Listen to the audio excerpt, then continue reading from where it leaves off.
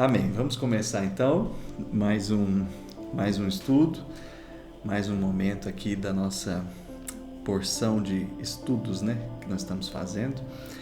E na última semana nós fizemos uma recapitulação do último e depois iniciamos já no nosso estudo do dia, né?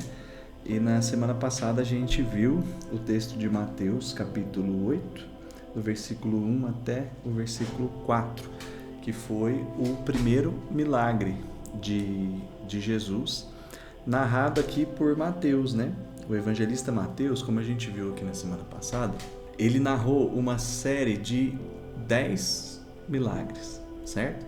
E a gente fez aqui a relação desses 10 milagres com as 10 pragas e consequentes milagres de Moisés no Egito. Por quê? Porque assim como Moisés foi apresentado ao povo como um libertador, tá?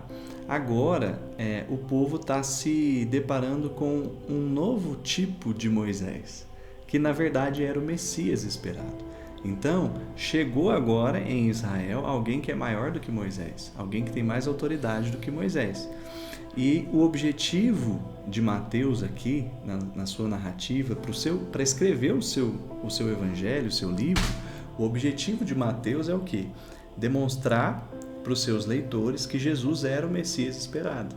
E quem eram os leitores? Quem era o público-alvo de Mateus? Eram os judeus. Então, Mateus está aqui de uma forma bem didática, mostrando para os seus futuros leitores que Jesus era esse Messias esperado. E na cabeça dos judeus, eles tinham uma profecia, uma promessa que eles guardavam muito no coração esperando o Messias, que era a promessa do próprio Moisés. A profecia liberada pelo próprio Moisés, de que viria um profeta como ele para poder libertar o povo. Então, quando Jesus chega, isso começa a acontecer. E aí Mateus começa a narrar isso para nós. E Mateus, depois do Sermão da Montanha, ele narra uma série de 10 sinais, de 10 milagres que Jesus opera, em clara referência ou contraposição aos 10 milagres que Moisés realiza. O que nós vimos também na semana passada? Que esses milagres não são só Deus aliviando a dor das pessoas de forma que, como que eu posso dizer, esse é o fim do milagre, sabe? Esse é o objetivo final do milagre, é Deus colocar fim à dor das pessoas. Faz parte do milagre Deus abençoar e colocar fim a dores das pessoas. Mas se você parar para pensar, Jesus ressuscitou todos os mortos da sua época? Não. Por que ele ressuscitou alguns e outros não? Jesus curou todos os doentes da sua geração? A gente sabe que ele curou muitos doentes, mas ele curou todos? Não. Então você percebe que o alívio do sofrimento ele está implícito no milagre, certo? Jesus está sim querendo aliviar a dor e abençoar aquelas pessoas a quem ele toca, a quem ele cura, mas o milagre ele tem um fator ainda maior, que é estabelecer o sinal, sabe? O que nós falamos aqui e que eu quero recapitular com vocês?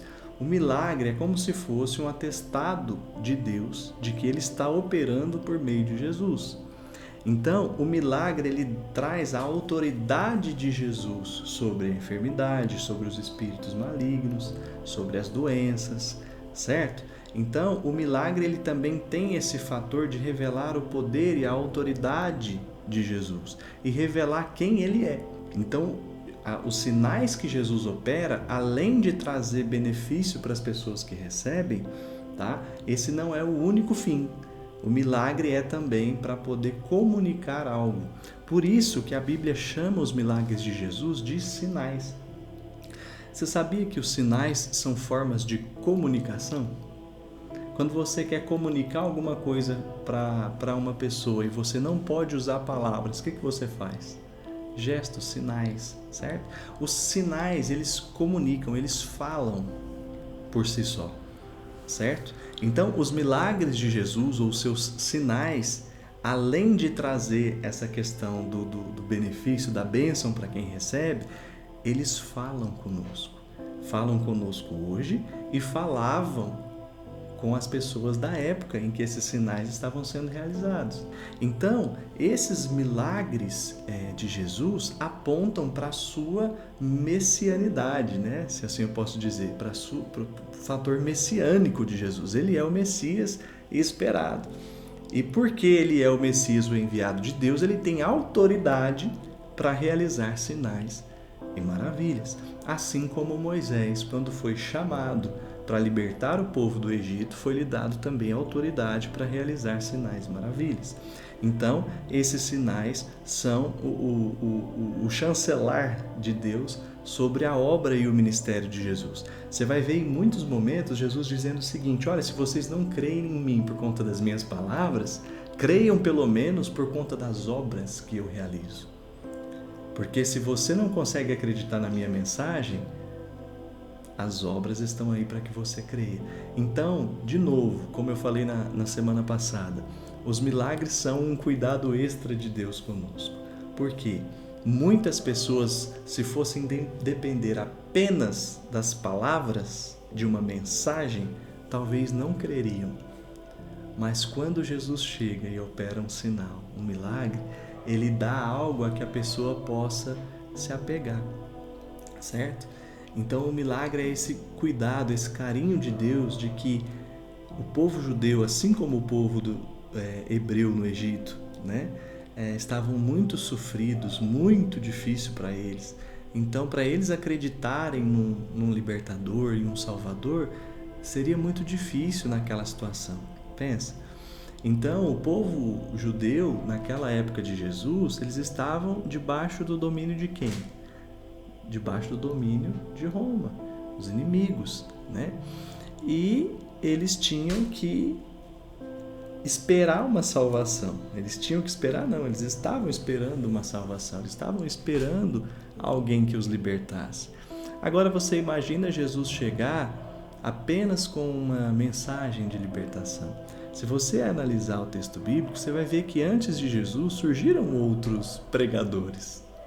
Só que logo eles foram esquecidos, né? O Evangelho traz o tal do Teudas, já ouviu falar? Ele pregou e tudo, só que passou, né? Essa foi a instrução de Gamaliel, quando numa reunião, né, para matar Jesus, entre os fariseus, os mestres da lei, ele fala: vocês não lembram do Teudas que surgiu antes? Pregou, falou e tal, e passou. E aí ele fala o seguinte: olha, se for de Deus, não tem o que fazer para parar. Mas se não for de Deus, vai acabar como os outros. Então nós vemos essa clara distinção, né, entre alguém que tem apenas uma mensagem e Jesus, que é o Messias, que é o Cristo de Deus enviado. Tá? E nós temos esse peso das obras, dos sinais e maravilhas que ele operava, corroborando com essa mensagem de que o Messias chegou e o reino de Deus chegou.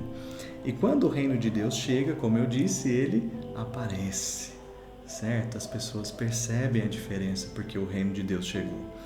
E o que acontece é que, então, as pessoas começam a perceber que alguém diferente chegou. E aí, lembra que a gente estudou o Sermão da Montanha, as pessoas já se admiram com a autoridade que Jesus ensina.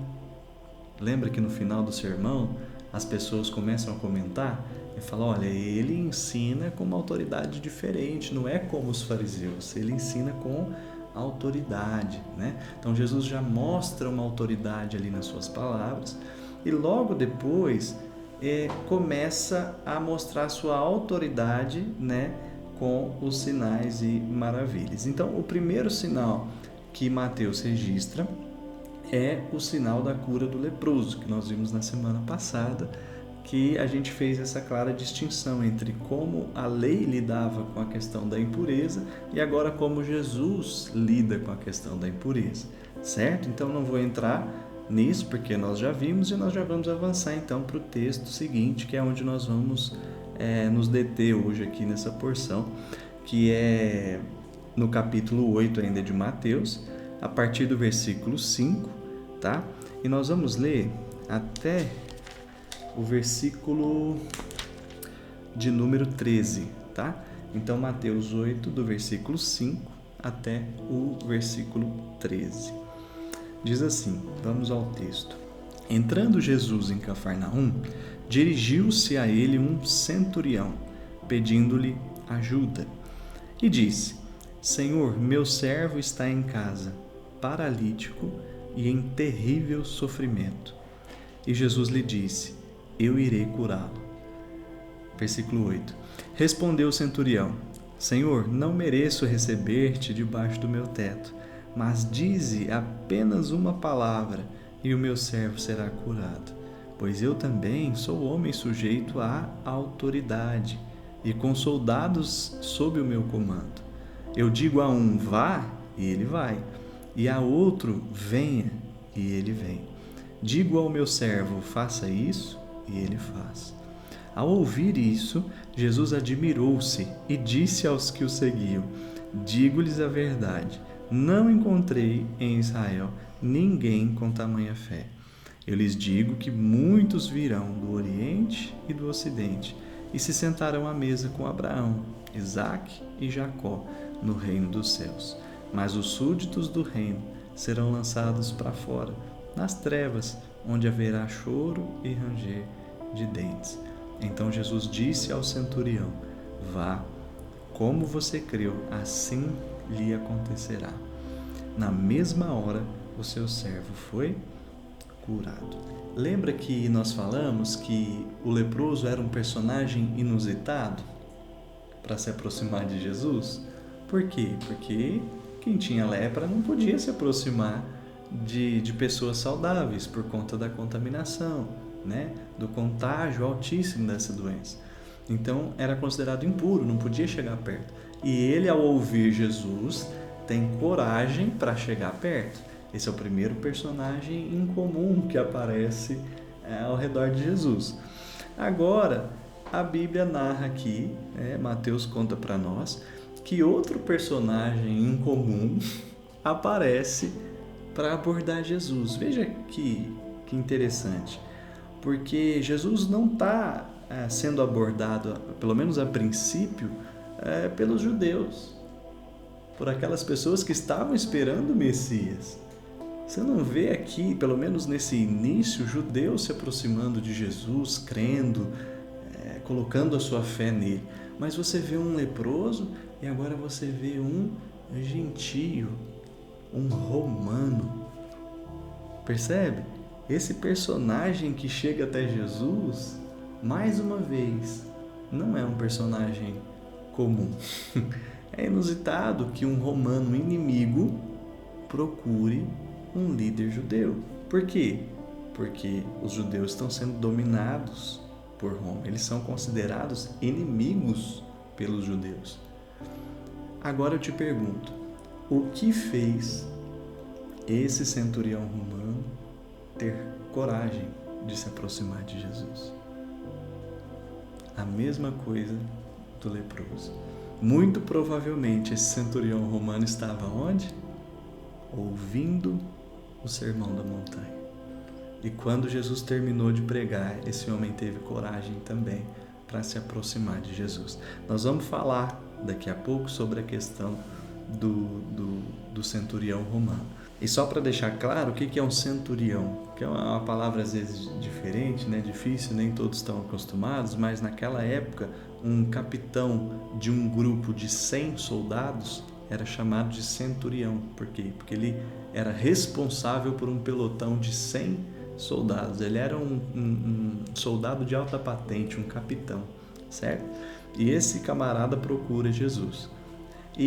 Mas o primeiro ponto que eu queria me deter, depois a gente volta nessa questão do fato dele ser um estrangeiro, dele ser um gentio, tá? Nós vamos finalizar com isso. Mas primeiro eu queria destacar aqui com vocês uma palavra que me chama a atenção logo no início do texto e depois uma expressão no finalzinho do versículo 5. O texto diz que Jesus está entrando onde? em Cafarnaum. E diz que em Cafarnaum esse homem pede ajuda para o seu servo que está paralítico, em terrível sofrimento. Essas palavras aqui não foram colocadas de forma isolada e por acaso. Como a gente aprendeu semana passada, Jesus não faz nada por acaso. E a Bíblia também não tem nenhuma palavra que seja colocada por acaso. Quando você olha para a palavra Cafarnaum, para o nome Cafarnaum, significa aquele que consola. Cafarnaum significa aquele que consola. E nós temos na cidade da consolação alguém em terrível sofrimento. E aí a Bíblia junta essas duas expressões, aquele que consola com alguém que está em terrível sofrimento. Por que eu destaquei essa questão? Porque quando o homem chega até Jesus e ele fala assim, olha, meu servo está em casa paralítico e em terrível sofrimento, a maioria de nós logo linka o terrível sofrimento com a paralisia, certo? A gente já imagina o quê? Esse homem está em terrível sofrimento porque está paralítico. Mas quantas pessoas você conhece que estão perfeitamente bem de saúde, mas que estão também em terrível sofrimento? Ou aquelas pessoas que estão ruim de saúde, às vezes uma pessoa que não é tão saudável, mas que está bem com a vida, está de bem com a vida, está tudo certo.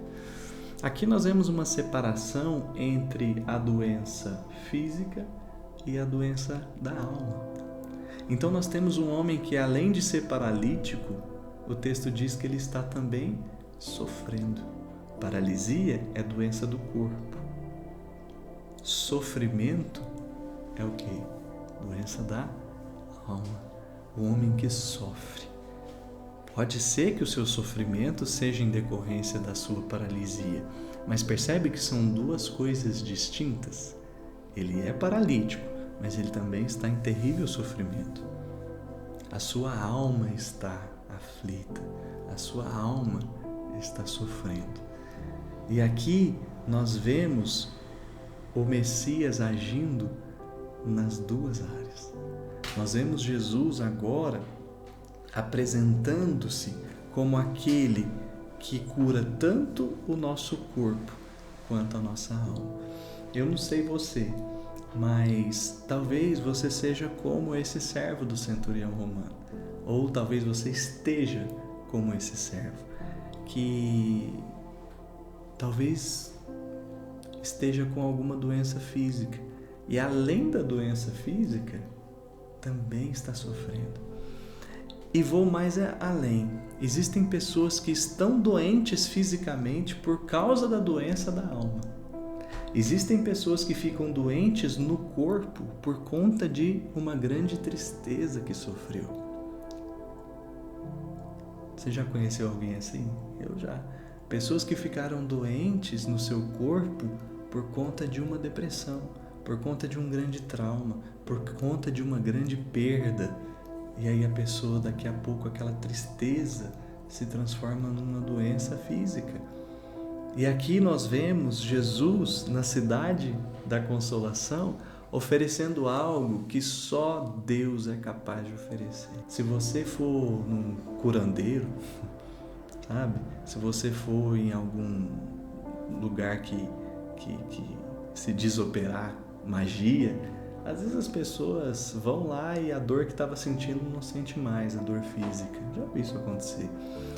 Agora, em Deus, você tem a bênção completa. Jesus aparece e Ele cura não só a questão física daquele paralítico, mas Ele cura também a questão emocional, certo? Então eu fico pensando aqui, quando Jesus ouve esse relato do centurião romano, que ele está paralítico, em terrível sofrimento, Jesus diz, eu irei curá-lo. Aí eu me pergunto, será que Jesus estava se referindo à paralisia ou ao sofrimento? É evidente que Jesus faz a obra completa, mas eu creio que o maior milagre não é o físico. O maior milagre é a cura da alma, é a restauração de alguém que está em terrível sofrimento e passa a viver de novo.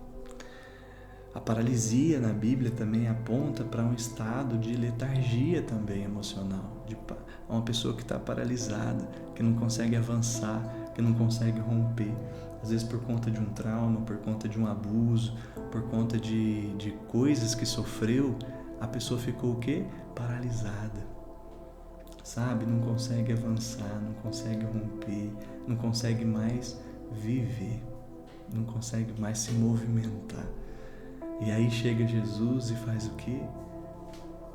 Cura essa pessoa, tira ela dessa situação de paralisia e devolve a ela a oportunidade, a chance de viver de novo, de andar de novo, de se mover de novo. Então a primeira questão, o primeiro ponto, a primeira característica, né, que a gente vê nesse sinal realizado por Jesus é essa capacidade de Jesus, essa autoridade, de Jesus, de curar tanto a questão física quanto a emocional. E eu digo, principalmente a emocional. Nós vamos ver Jesus tocando muito nisso. Tem um outro paralítico que Jesus cura, que depois nós vamos ver em outros estudos mais para frente, que antes de curar ele, sabe o que Jesus fala? Antes de dizer levanta e anda, Jesus diz assim: filho, os seus pecados estão perdoados. Levanta e anda. Isso dá para nós a ideia do quê? De que o que estava prendendo aquele homem na maca talvez era o quê? Um sentimento de culpa. Aquele homem provavelmente carregava uma culpa muito grande por erros que ele pudesse ter cometido.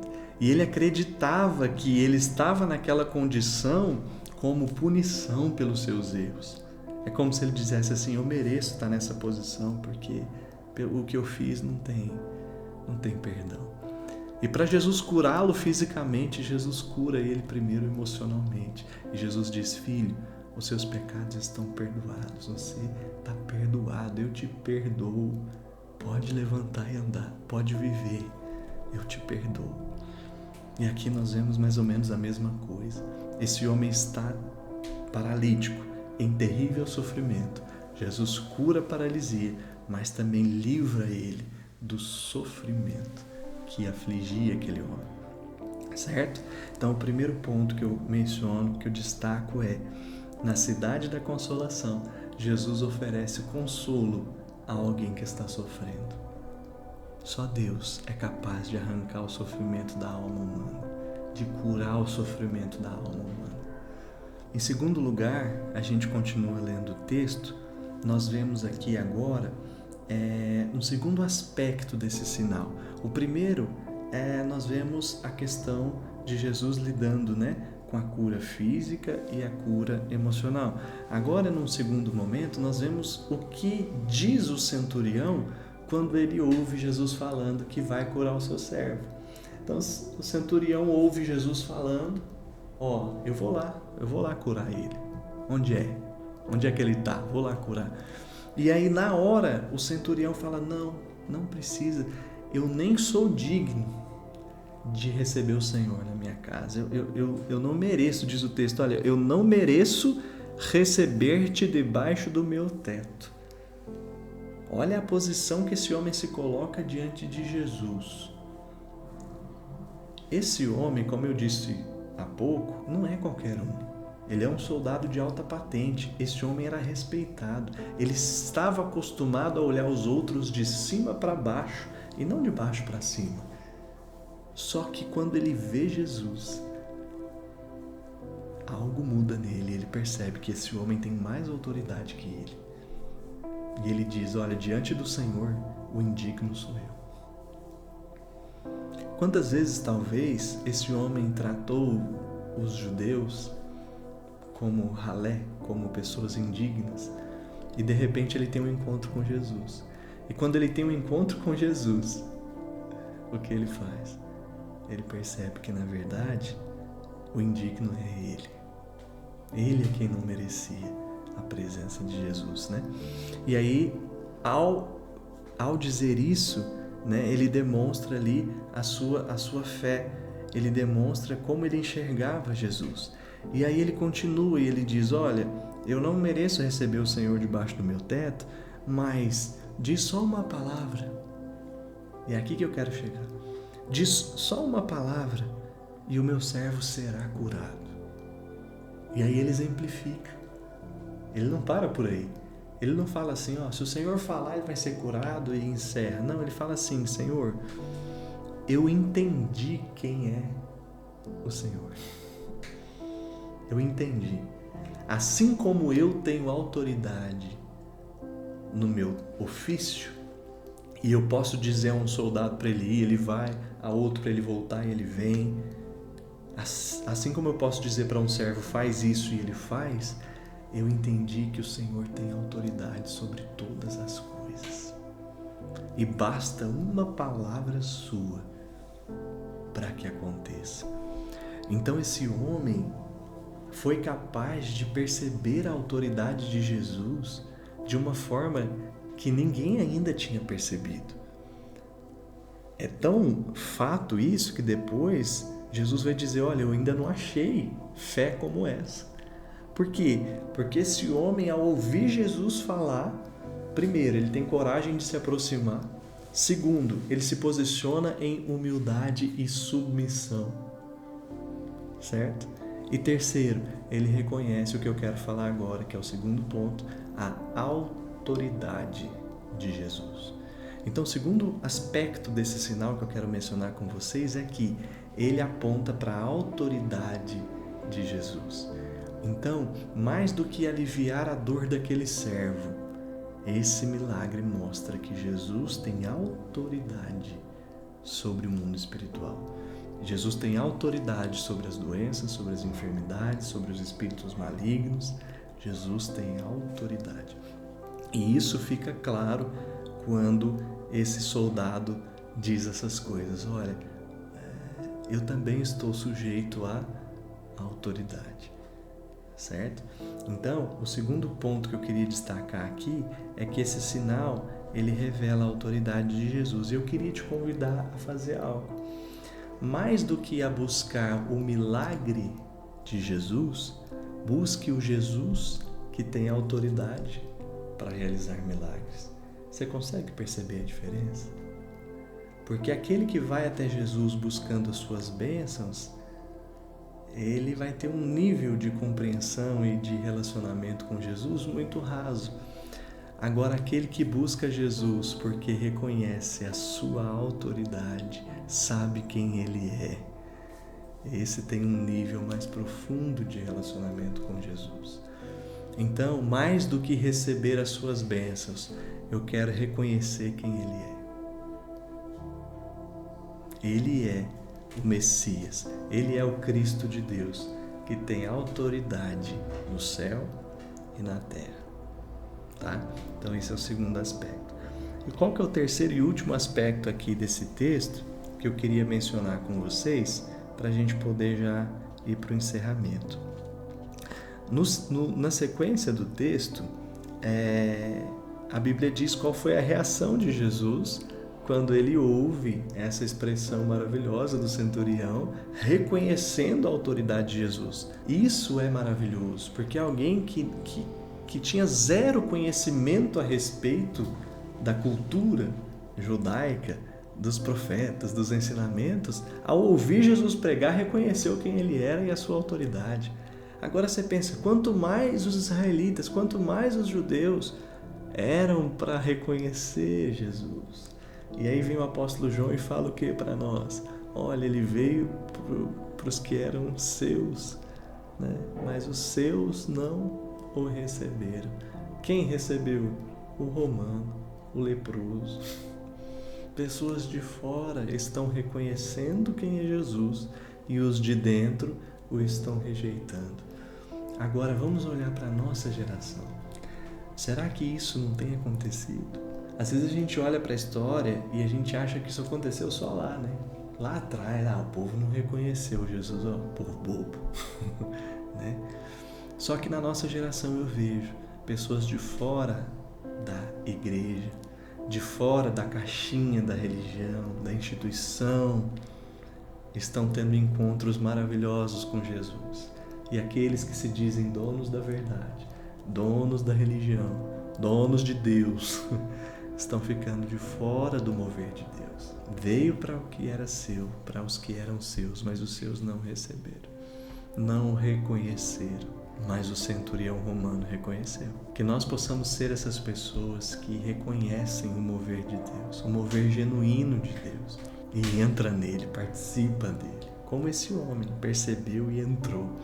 E aí Jesus, quando ele ouve essa declaração desse sujeito, ele diz: olha, digo-lhes a verdade, versículo 10, não encontrei em Israel ninguém com tamanha fé.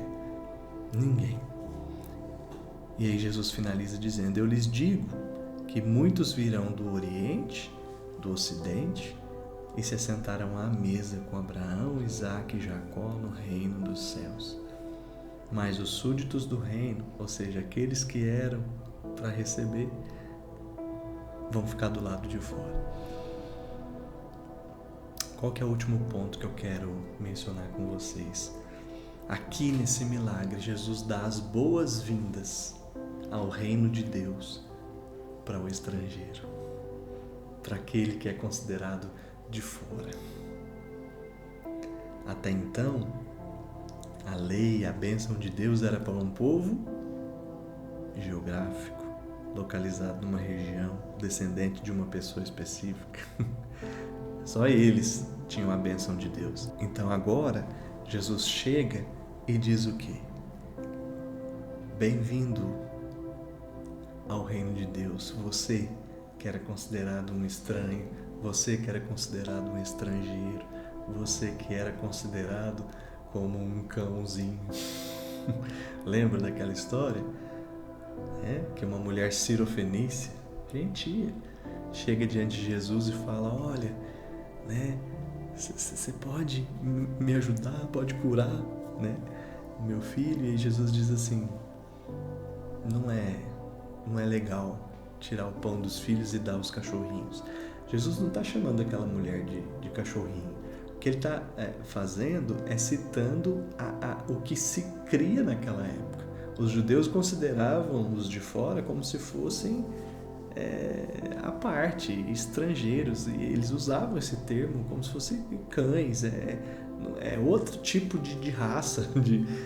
E aí agora o que Jesus está fazendo aqui? Chamando essas pessoas e dizendo: olha, vocês têm lugar. No reino de Deus há lugar para todos, do Oriente ao Ocidente. Jesus aqui está dando início ao reino de Deus, que não é mais restrito a um povo, a uma localização e a uma parte geográfica da terra. Não. Jesus agora está dando as boas-vindas a todos os povos. E aí nós vamos ver lá em Apocalipse, no final dos tempos, o apóstolo João vai contar para nós que viu que uma grande multidão de toda a raça, tribo, língua e nação. Aqui começou, quando Jesus deu as boas-vindas aos de fora e disse: vocês não só vão entrar no reino, como vocês vão compartilhar da mesa com Abraão, Isaque e Jacó. Então veja que o reino de Deus, ele abrange a todos. Agora, abranger a todos é uma coisa, mas abranger um inimigo? Aqui o judeu poderia ter dado um salto para trás, falar assim: como é? Você está falando que esse camarada aí vai ter lugar à mesa com Abraão e eu não? Esse cara... Jesus, eu não sei se o senhor está sabendo, deixa eu te contar, esse cara é um soldado romano. Esse cara está nos oprimindo, está batendo na nossa face, está obrigando a gente a andar 1 milha. Esse camarada aí é inimigo. Como é que você está dizendo que ele vai sentar à mesa? Como é que você está dizendo que ele vai entrar no reino dos céus? Pois é, Se vocês se lembrarem bem, Jesus poderia responder se isso lhe fosse perguntado. Eu acabei de pregar que vocês ouviram: amarás o teu próximo e odiarás o teu inimigo. Porém eu vos digo: amarás o teu inimigo. Amem os seus inimigos e orem por aqueles que vos perseguem. Posso dizer, eu tenho para mim que esse homem teve coragem de chegar diante de Jesus porque ele ouviu esse trecho do sermão. Porque ele era o inimigo. Ele era aquele que obrigava as pessoas a andar 1 milha, esse centurião romano. Ele era esse que esbofeteava o povo. E aí quando ele ouve Jesus no Sermão do Monte dizendo: olha, eu porém vos digo, amarás o seu inimigo. Orem por aqueles que vos perseguem. Se alguém te obrigar a andar 1 milha, anda com ele 2. Dê a quem lhe pede, não volte as costas. Quando aquele homem ouve essas palavras, ele fala: esse homem é diferente. E aí ele tem a coragem de se aproximar de Jesus. E aqui Jesus mostra com a sua ação, com as suas ações, né, que ele tinha realmente autoridade para falar sobre amor aos inimigos. Somente alguém que ama um inimigo real na prática tem autoridade para falar sobre amor aos inimigos, né? Porque hoje em dia, para nós, falar sobre amor ao inimigo é muito difícil.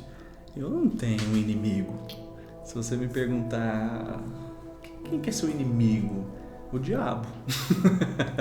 Né? Nós temos inimigos, um inimigo espiritual, né? Mas pessoas, né? Se tratando de relacionamentos, eu não tenho inimigo. Acredito que você não tenha. Você não tem um inimigo, alguém que você considera um inimigo. Talvez você tenha alguém que você não gosta muito, você não gosta ali daquela pessoa, mas chamar de inimigo é muito forte, né? Para nós. Agora eu te pergunta para um cidadão israelense hoje, quem é um inimigo dele? Ele vai dizer o quê? Um membro do Hamas.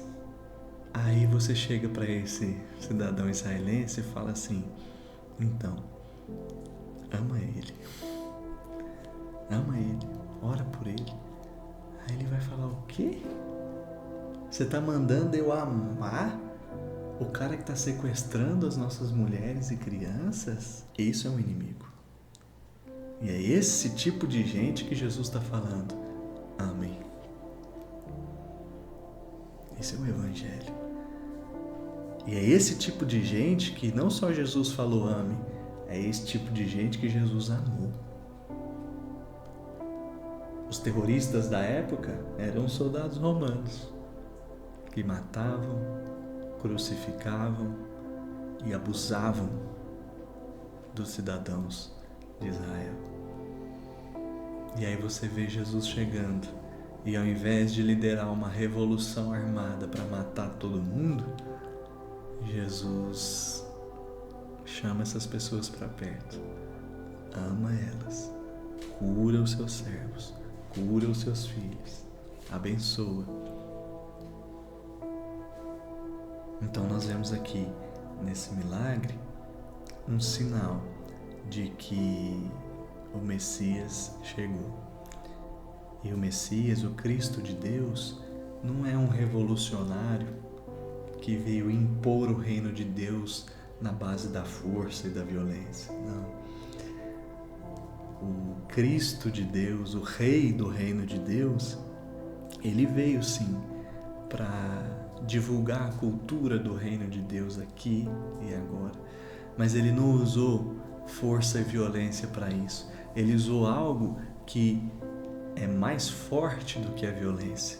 Sabe o que é mais forte do que a violência? O amor. O amor foi a única arma capaz de vencer a morte.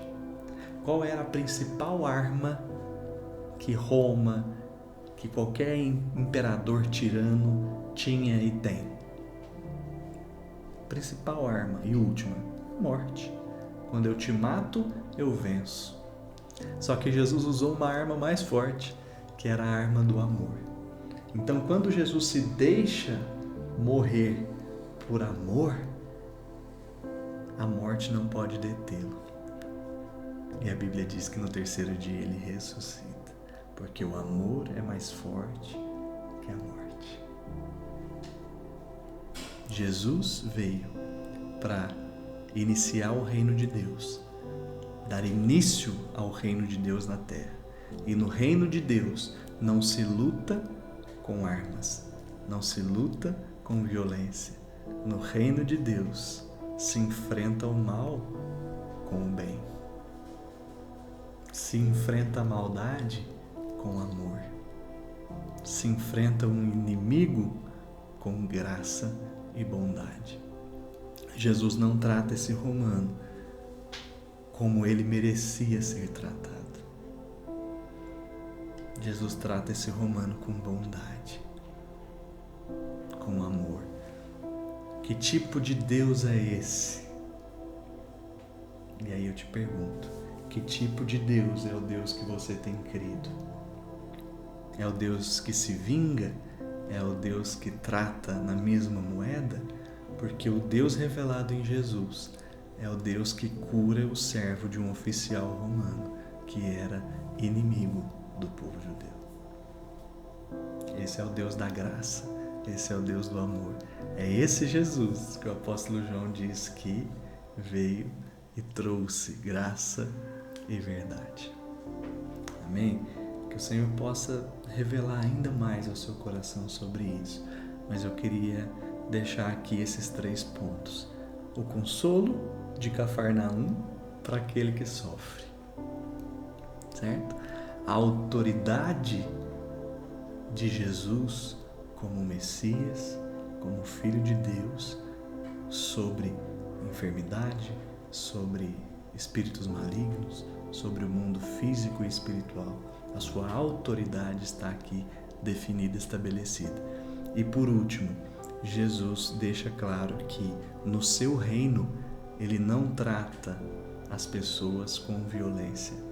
Ele não lida com violência, ele não conquista essa terra com o seu reino através da força da violência, mas ele trata os seus inimigos com graça, com bondade e com amor. Então, que nós possamos nos lembrar disso no nosso dia a dia, que enquanto você vive, você possa expressar esse amor, essa graça e essa bondade de Jesus, principalmente com aqueles que não merecem. Que Deus nos abençoe e na próxima semana a gente continua com o próximo tema, com a próxima porção.